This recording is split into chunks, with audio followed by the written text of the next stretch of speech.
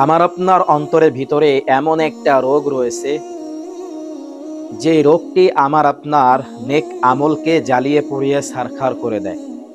শুধু তাই নয়, দুনিয়াতে সফল হতেও বাধা সৃষ্টি করে যেই রোগটি, সেটি হলো হিংসা। হিংসা সম্পর্কে আল্লাহ রাসূল সাল্লাল্লাহু আলাইহি ওয়াসাল্লাম বলেন, ইয়াকুমুল হাসাদ ফাইনাল হাসাদ ইয়াকুলুল হাসানাত কামা তাকুলুন নারুল হাতব।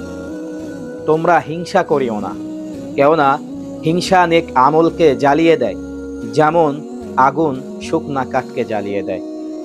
তাই হিংসা থেকে দূরে থাকি। হিংসা খুব মারাত্মক একটা রোগ। এই রোগটি যদি আমার আপনার ভিতরে থাকে, তাহলে এই রোগটি আমাকে আপনাকে জ্বালিয়ে শেষ করে দেবে। আপনি যার প্রতি হিংসা করতেছেন, এই হিংসার আগুনে সে জ্বলতেও পারে, নাও পারে, কিন্তু আপনি ঠিক নিজে অবশ্যই জ্বলবেন।